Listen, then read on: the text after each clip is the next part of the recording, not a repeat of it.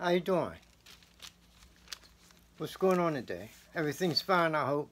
Yeah, I'm like to say a few things about passionate love and true love. There's a difference. All right. Passionate love actually results in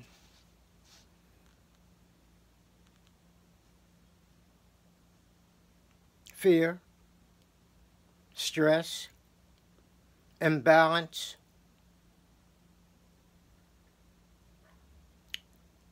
and all the things that passion brings on.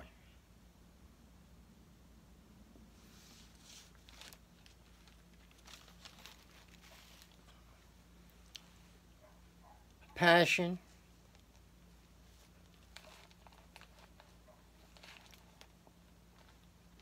obliterates self-knowledge. It obliterates self-trust. So passion has been used as a tool against the people by the patriarchy. We are essentially taught to be fearful of God the Father, who was kind. They say he's kind and just, but we're taught to fear him, fear of God.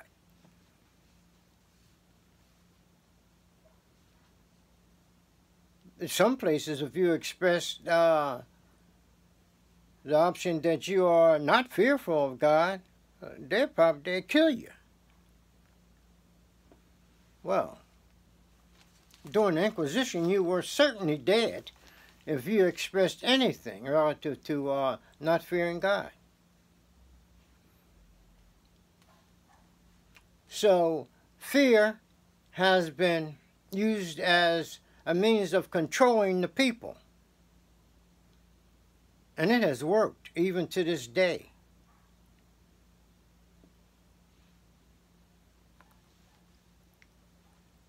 Fear has been put into women. They have told women that they are evil, they are consorts of the devil, that they bring evilness into the world, and that they should redeem themselves. Women have believed this for thousands of years. Even to this day, probably most women believe this.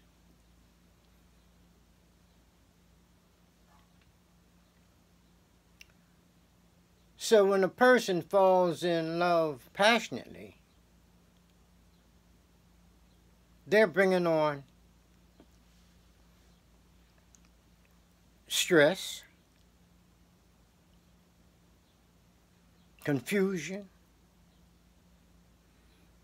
as I said, the obliteration of self-trust, and it just stops any attempt to acquire self-knowledge. This is what passion does. It brings on hatred and everything else. Everything else that is associated with this passion. So a person, man or woman, submits him or herself to passionate love.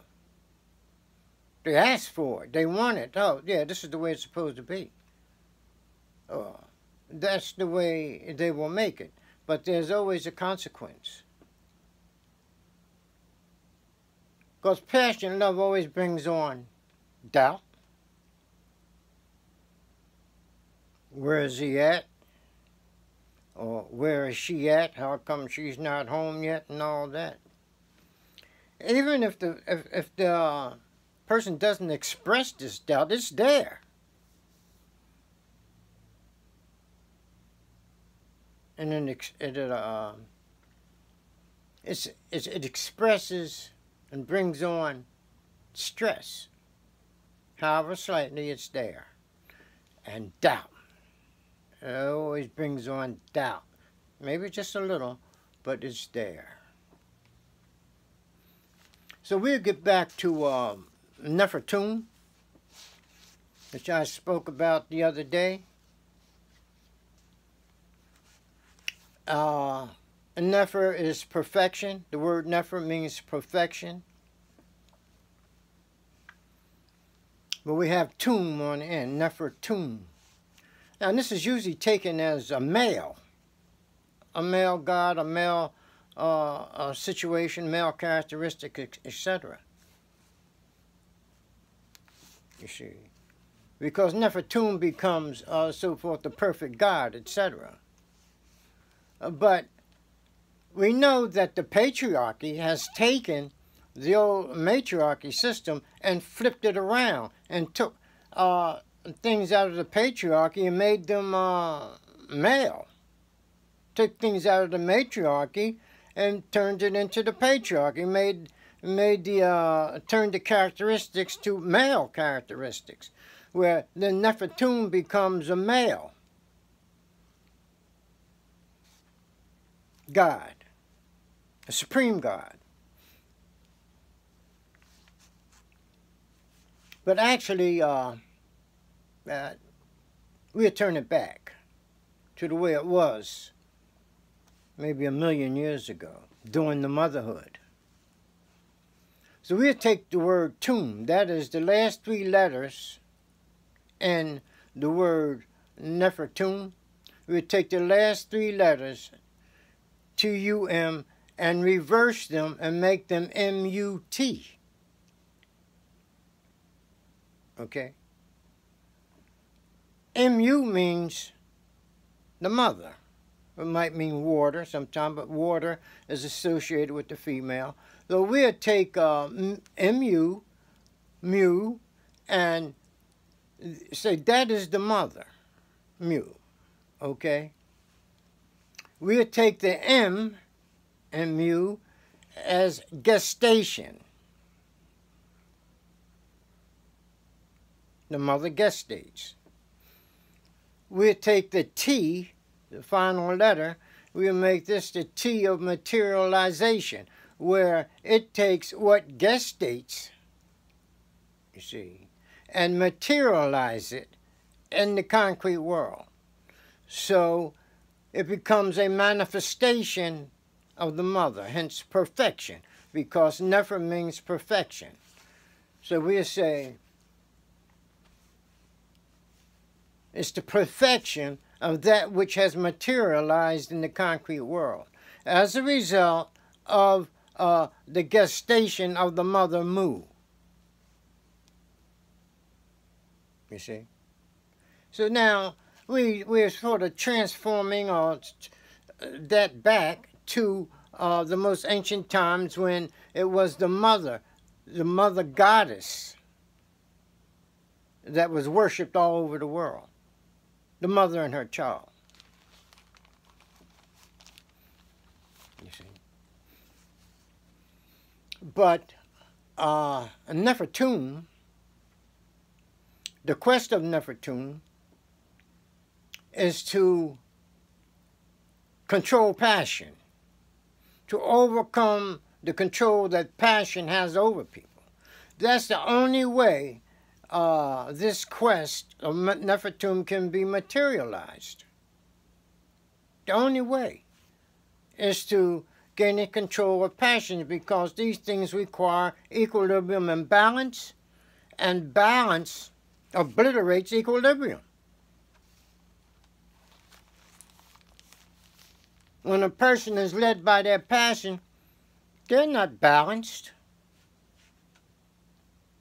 They're not at equilibrium. They haven't reached a dead point of balance and control of their lives. You see? So the quest of Nefertum is to control passion and restore reality to the world through perfection, through the perfection that Nefertun brings. But Nefer means perfection. And we see how it comes from the mother. Mut or Mut. Okay. So now, we must control passion to maintain equilibrium in our lives. So when a person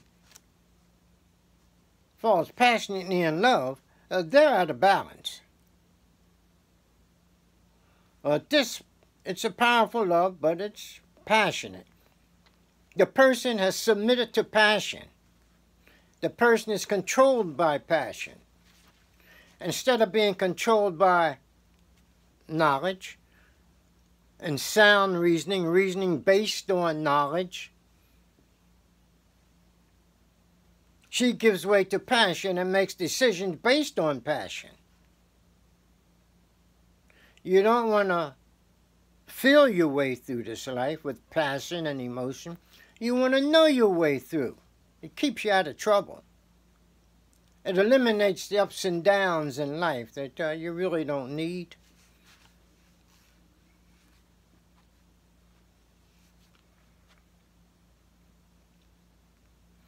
So the patriarchy that's been in business for a long time. I mean, the patriarchy can go back I would say at least 50,000 years or before then. You know, so, you know, it's been around for a long time, you know. But, so this is passionate love. And what I've mentioned is some of the things that passionate love sends a person through. I think we realize this. We say to a woman who has fallen passionately in love and maybe being mistreated, but she can't get away from it. That's a passion that keeps her there. A passion is blinding. It'll keep you attached to something that is destroying you. Because you can't see your way out of it. So, you know, it would be my guess, a belief, that to enter a situation with true love, which is non-passionate love, fine. In such a situation, a person does right for the sake of right. So a person says, well, how do I, you know, in certain times of romance and so forth and so on, which are passionate, what do I do with the passion? Do I enter such a relationship with no passion? No. Control your passion. You bring your passion on whenever you want to resolve a situation, etc. But control it. Be in control of your passion. You see. And this is true love. It lasts longer than passionate love.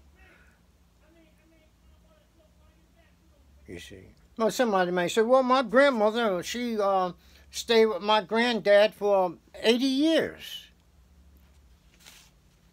She probably had to. But maybe it was the true love thing. Or maybe with no love at all. If the passionate love is not involved, the relationship will last longer, more easily, very easily.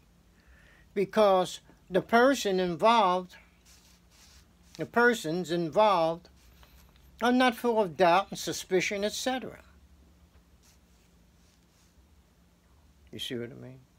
Because they are not so emotionally involved.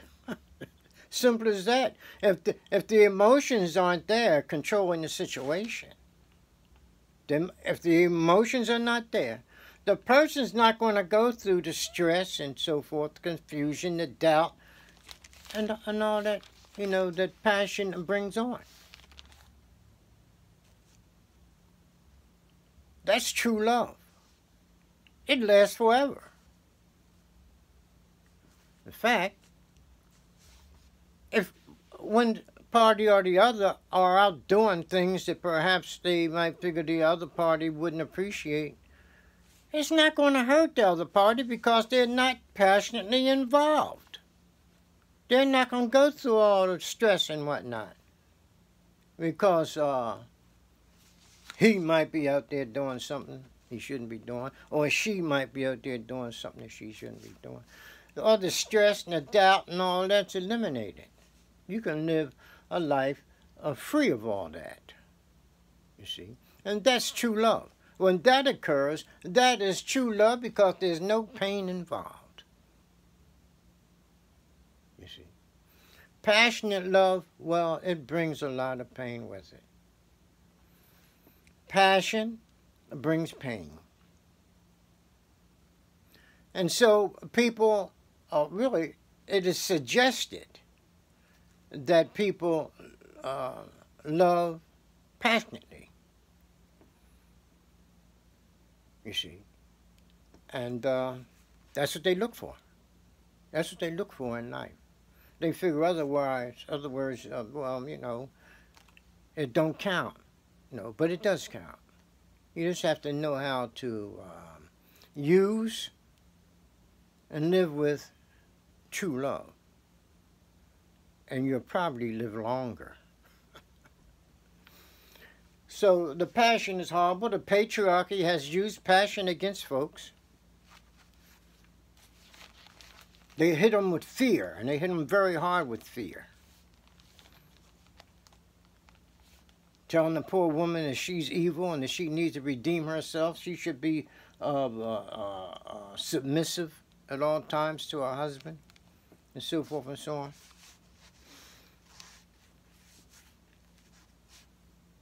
And apologetic, always apologizing, trying to set things straight, trying to defend her position, etc.